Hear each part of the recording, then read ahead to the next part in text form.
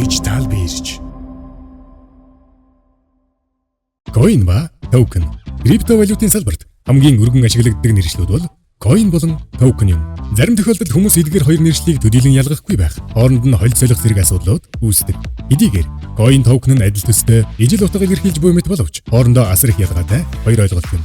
Тэгвэл coin болон токен гэж юу болов? Мөн тэдний ялгааг хамтдаа сонирхцгоё. Coin нь өөрийн гэсэн блокчейнийг бүтээдэг бөгөөд өөрсдийн сүлжээн дээр ажилдаг бие даасан дижитал хөрөнгө юм. Та бидний сайн мэдих биткойн, этериум зэрэг койнуудыг жишээ авч болох юм. Койнууд нь тусдаа хараадгас бүртгэл дээр байрлах ба илгээ, хүлээн авах, мөн боловсруулах боломжтой. Coin нь уламжилт арилжаатай хэд хэдэн шинж чанараараа төстэй бөгөөд үүнд хувьсах боломжтой. Хуваагддаг, зөвөрлөх боломжтойгоос гадна нийлүүлэлтийн хувьд хязгаарлагдмал байдаг. Токен нь өөрийн гэсэн блокчейн үүсгэгдэггүй бөгөөд аливаа нэг блокчейн сүлжээнд суурилан ажилладаг дижитал хөрөнгө юм. Жишээ нь ухаалаг гэрээ буюу смарт контакт шийдлийг санал болгодог Ethereum платформ нь токен үүсгэхэд хамгийн өргөн ашиглагддаг блокчейн технологи.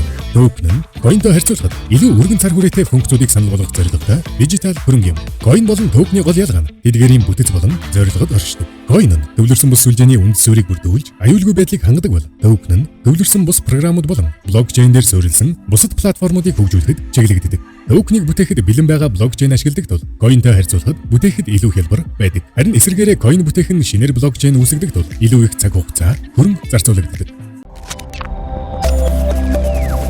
Altex Digital Bridge